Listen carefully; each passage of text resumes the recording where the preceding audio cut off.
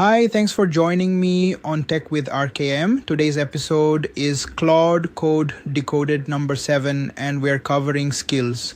Skills are the feature that changes how you scale Claude Code from a personal assistant to a team-level tool that consistently follows your organization's practices. They're also the feature most people misuse and end up with context bloat or silent failures. We'll look at what a skill actually is under the hood, the 3 places skills can live and how they get discovered, and the 5 gotchas that bite teams the first time they roll skills out. By the end, you'll know how to write a skill that Claude actually loads when you want it to, how to keep your context clean, and how to avoid the name collision problem that breaks skills in real teams. Okay, let's dive in. First, what is a skill? A skill is a directory containing at minimum a file called SKILL.md. That's it. The SKILL.md file has YAML front matter with 2 required fields, name and description. The description is the most important part. It's what Claude reads to decide whether to invoke the skill. Below the front matter, you have the actual skill body, which is markdown instructions that Claude follows when the skill is loaded. Optionally, a skill directory can include scripts, shell scripts, Python scripts, whatever. Those scripts live in a scripts subdirectory. And optionally, a skill can include resource files, templates, docs, whatever data the skill needs. Those live at the top level or in a resources subdirectory.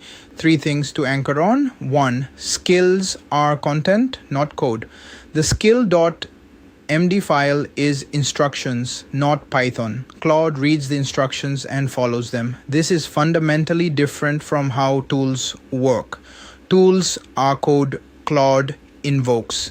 Skills are context, Claude reads. 2, skills are auto-invoked based on the description. When your prompt matches the description, Claude loads that skill into its context. You don't manually trigger a skill by name in most cases. The description is your router. 3, only the skill.md content lands in context on load, not the scripts, not the resource files. Those get loaded by Claude when needed via read, bash, or the other tools. That's what keeps context clean. Let me walk through the 3 places skills live. Location 1, user level, path is ~/.claude/skills. Skills here are available in every project you open with Claude Code. This is your personal toolkit.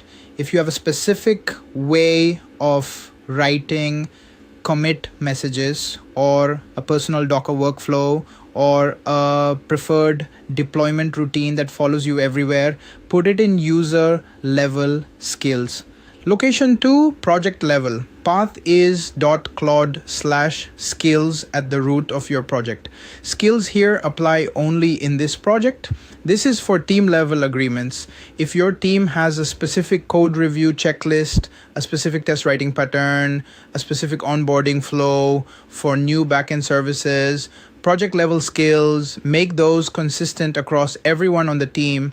Location 3, plugin level, skills package with a Claude Code plugin. When you install a plugin, its skills come with it. This is for reusable skill sets. A community plugin for AWS operations might include 10 skills for common AWS patterns. Install the plugin, get the skills, priority order. When multiple layers define a skill with the same name, project overrides user and user overrides plugin. That's the standard override cascade. If your project's .claude/skills has a skill called deploy, that beats your user level deploy skill for that project. So in the next segment, I'll cover the 5 gotchas that bite teams the first time they roll skills out and 4 production patterns that actually work. Okay, 5 gotchas. Gotcha 1, description bloat.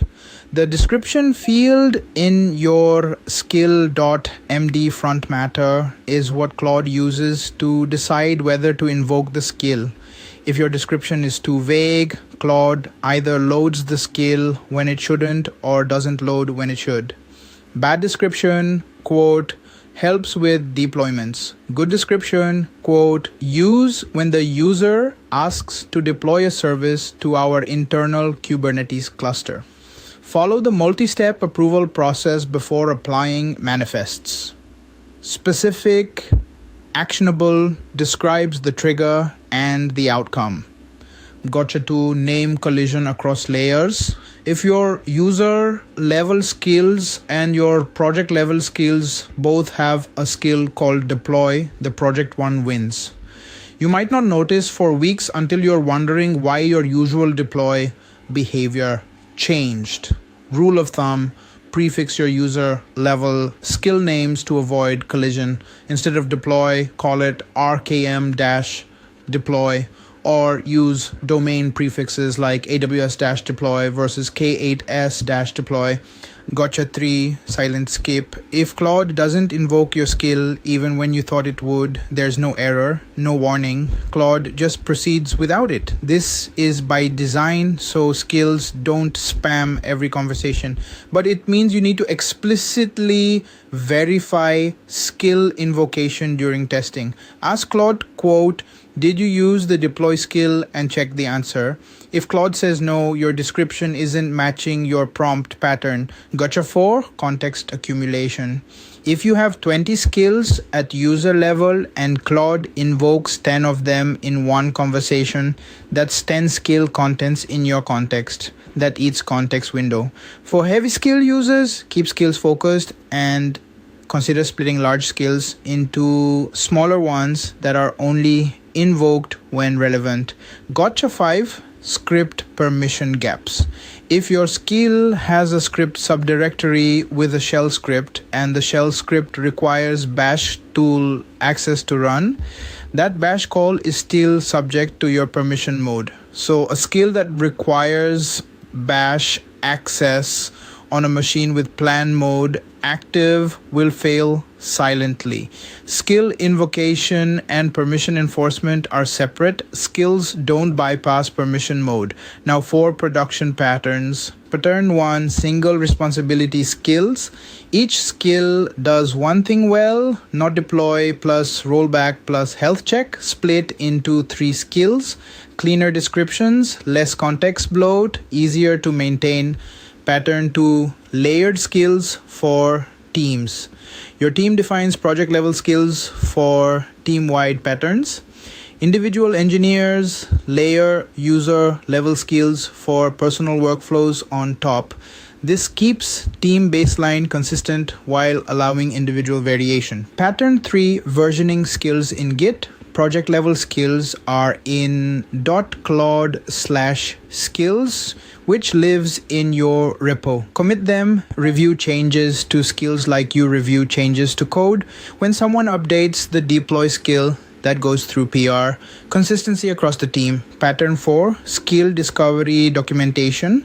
Maintain a skills README in your project's .claude directory that lists what skills are available and when they get invoked.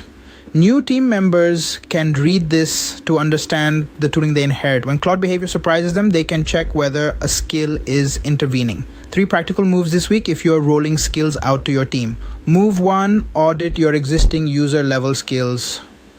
Look for name collisions, vague descriptions, and skills that are actually 2 skills mashed together.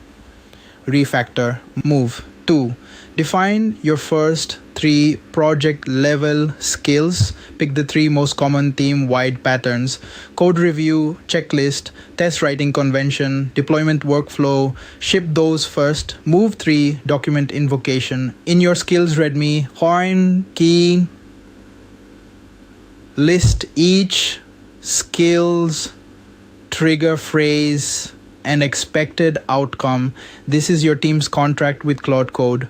quick recap. Skills are content, not code. SKILL.md with YAML front matter is the minimum. Description is the router that determines auto-invocation. 3 layers: user, project, plugin. Watch for name collisions and description bloat. Split large skills into single responsibility skills. Version project level skills in Get. Document invocation for your team. Tomorrow, we cover the biggest AI industry story of the week. Chinese AI models are aggressively displacing OpenAI and Anthropic in US enterprises, not because of quality, because of routing infrastructure. Vercel's data shows GLM 5.2 grew 27 times in daily tokens and 80 times in customers in its first week. That's the fastest adoption of any model in 2026. Subscribe so you don't miss it. Drop a comment with your most useful skill. See you tomorrow.